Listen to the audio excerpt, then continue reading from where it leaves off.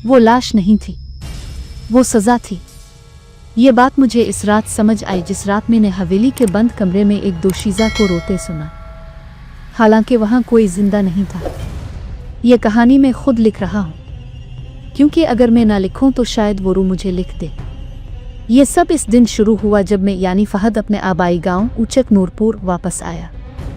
अब्बा की वफ़ात को 3 माह गुजर चुके थे और हवेली बरसों से बंद पड़ी थी। लोग कहते थे, वो हवेली मत खोलो, वहाँ एक दोशीज़ा कैद है। मैं हंसा था। मैं शहर का पढ़ा लिखा लड़का था, जनुभूत रूह। सब मेरे लिए कहानियाँ थीं, मगर मैं ये नहीं जानता था कि कुछ कहानियाँ इंसान को खुद अपनी कहानी बना लेती है। हवेली का दरवाज़ा जैसे ही खुला, हवा का एक झोंका अंदर से निकला, ठंडा, नम और किसी सांस जैसा। सहन में कदम रखते ही मेरे पाँव के नीचे मिट्टी चरचराई, जैसे किसी ने नीचे से नाखून मारा हो। कौन है? मेरी आवाज़ खुद ही कांप गई। जवाब में सिर्फ चूड़ियों की हल्की सी छन छन सुनाई दी।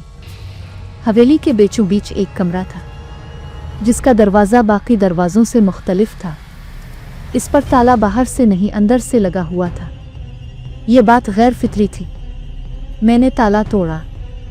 दरवाज़ा खुलते ही एक ऐसी बो आई जो मैंने पहले कभी नहीं सूंघी थी, जैसे पुराने नमकीन आंसू और सड़ी हुई मिट्टी को मिला दिया गया हो। कमरा खाली था, मगर दीवारों पर नाखूनों के निशान थे और बीच में फर्श पर मेहंदी से बना एक दायरा। इसी रात मैंने पहली बार इसे देखा। मैं सो रहा था कि अचानक मेरे कान में किसी ने सरगोशी की, फहद। मैं हड़बड़ा कर उठ बैठा। कमरे के कोने में एक लड़की खड़ी थी, सफ़ेद लिबास, बिखरे बाल, चेहरा बेहद खूबसूरत, मगर आंखें खाली, जैसे आंखों के पीछे कोई नहीं रहता। तुम कौन हो? मैंने पूछा। वो मुस्कुराई।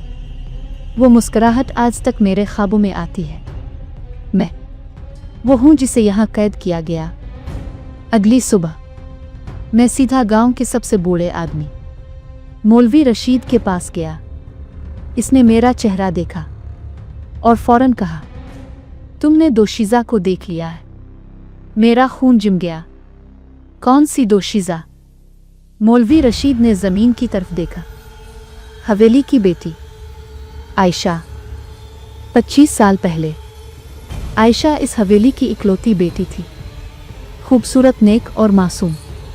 इस पर इल्ज़ाम लगा कि वो किसी गैर मर्द से मिली है, बग़ैर तहक़ीक़, बग़ैर गवाही।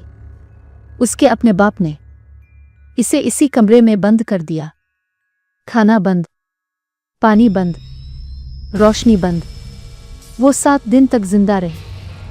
7वें रात इसकी चीखें खामोश हो गईं और 8वें दिन दरवाज़ा खोला गया तो अंदर लाश नहीं थी, सिर्फ मेहंदी का दायरा और खून आलूद चूड़ियाँ। वो मरी नहीं, मौलवी रशीद ने सरगोशी में कहा। वो कैद हो गई। इस रात आयशा दोबारा आई। इस बार वो मेरे बिल्कुल सामने थी। तुम मुझे क्यों दिखाई दे रही हो? मैंने पूछा। वो बोली, क्योंकि अब तुम मेरे वारिस हो। कमरा अचानक बंद हो गया। दीवारों से सरगोशियां आने लगे। सज़ा, बदला, इंसाफ। आयशा की आंखों से खून के आंसू बहने लगे। फहद, मैं आज़ाद होना चाहती हूँ। आज़ादी का तरीक़ा खौफनाक था। मुझे वही करना था जो उसके साथ हुआ था, मगर फ़र्क ये कि सच के साथ इसके कातिलों के नाम मेहंदी के दायरे में लिखने थे। जैसे जैसे मैं नाम लिखता, हवेली के कमरे खुद ब खुद बंद होते गए। आखिरी नाम मेरे अपने दादा का था। मेरा हाथ कांप गया, लेकिन जैसे ही मैंने नाम मुकम्मल किया, हवेली लरज़ उठी। चीखें, दीवारों से खून और फिर खामोशी। सुबह हवेली बिल्कुल आम थी। वो कमरा खाली था, ना दायरा ना निशान। सिर्फ एक चीज रह गई, मेरे हाथ पर मेहंदी का एक लफ्ज, आज़ाद। मगर कहानी यहाँ ख़त्म नहीं होती, क्योंकि बाज़ रातों में जब मैं आईने में देखता हूँ तो मेरे पीछे एक दोशीज़ा खड़ी होती है, मुस्कराती हुई, और कहती है, कैदी रूह आज़ाद हो गई, अब वारिस तुम हो। अगर कभी किसी बंद कमरे से चोलियों की आवाज़ आए, दरवाज़ा मत खोलना, क्योंकि हर दोशीज़ा को आज़ादी नहीं मिलती, कुछ नई कैद तलाश करती हैं। मैंने इस जुमले को मजाक समझने की कोशिश की थी। कैदी रूह आज़ाद हो गई, अब वारिस तुम हो। मैंने खुद को तसल्ली दी कि यह सब ज़हनी वहम है। हवेली की फ़िज़ा, पुरानी कहानियाँ, तन्हाई, सब मिलकर दिमाग से खेल रहे हैं। मैं शहर वापस आ गया, लेकिन असल कैद वहाँ से शुरू हुई। शहर में पहला हफ्ता पुरसुकून गुजरा। मैंने सोचा शायद सब खत्म हो गया है। फिर एक रात के 3:17 बजे मेरे फ्लैट के किचन में चोलियों की आवाज़ आई। वही छन छन। मेरे दिल ने ज़ोर से धड़कना शुरू किया। ये आवाज़ यहाँ नहीं होनी चाहिए थी। मैंने किचन की लाइट ऑन की। किचन खाली था, मगर फ्रिज के शीशे पर एक धुंधला सा अक्स बना हुआ था, एक लड़की का। वही सफ़ेद लिबास, वही खाली आंखें। आयशा, मैंने चीखना चाहा, मगर आवाज़ गिले में ही दब गई। शीशे पर उंगलियों के निशान बनने लगे, जैसे कोई अंदर से बाहर आने की कोशिश कर रहा हो। और फिर आवाज़ आई, फहद। हवेली तो छूट गई, मगर कैद नहीं। अगले दिन मेरी नींद खत्म हो चुकी थी। आईने में खुद को देखता तो एक लम्हे को अपना चेहरा बदलता हुआ लगता। आंखों के नीचे सियाह हल्के नहीं थे, साए थे। दफ्तर में लोग मुझसे कतराने लगे। यार तुम ठीक तो हो? एक साथी ने कहा। तुम्हारे आसपास अजीब सी ठंडक हो जाती है। मैंने मुस्करा दिया, मगर अंदर से मैं जानता था वो मेरे साथ चल रही है। तीसरी रात मैंने ख्वाब नहीं देखा, मैं गवाह बना। मैंने खुद को इसी हवेली के कमरे में पाया। वही मेहंदी का दायरा दोबारा बना हुआ था।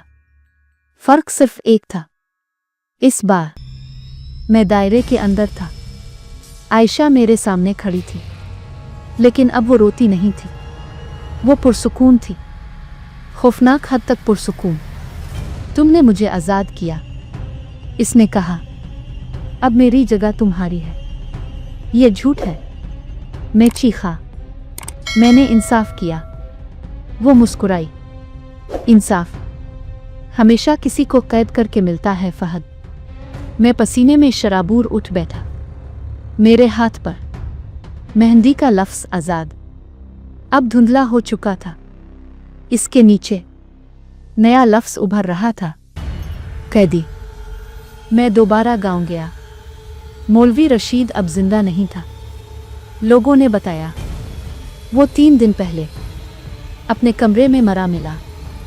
चेहरे पर खौफ और दीवार पर मेहंदी से लिखा था, वारिस आ गया है। मैं समझ गया था आयशा एक रूह नहीं थी, वो एक सिलसिला थी। हर कैद के बाद एक नया वारिस, एक नया मुहाफिज, एक नया कैदी। आखिरी रात मैंने खुद को आईने के सामने खड़ा पाया। मेरे पीछे आयशा नहीं थी, मैं खुद था, मगर आंखें खाली थीं। और पीछे एक और लड़की खड़ी थी, नई, डरी हुई, कांपती हुई। इसने रोते हुए पूछा, क्या तुम मुझे देख सकते हो? मेरे मुंह से जवाब निकला, हालांकि मैंने सोचा भी नहीं था। हाँ, और अब तुम्हारी कहानी शुरू होती है। इस दिन के बाद मैंने ये सब लिखना शुरू किया। शायद कोई पढ़े, शायद कोई समझे और शायद कोई दरवाज़ा खोलने से पहले रुक जाए, क्योंकि अगर कभी किसी बंद कमरे से चोरियों की आवाज़ आए तो याद रखना, कुछ रूहें आज़ाद नहीं होती, वो सिर्फ वारिस बदलती हैं।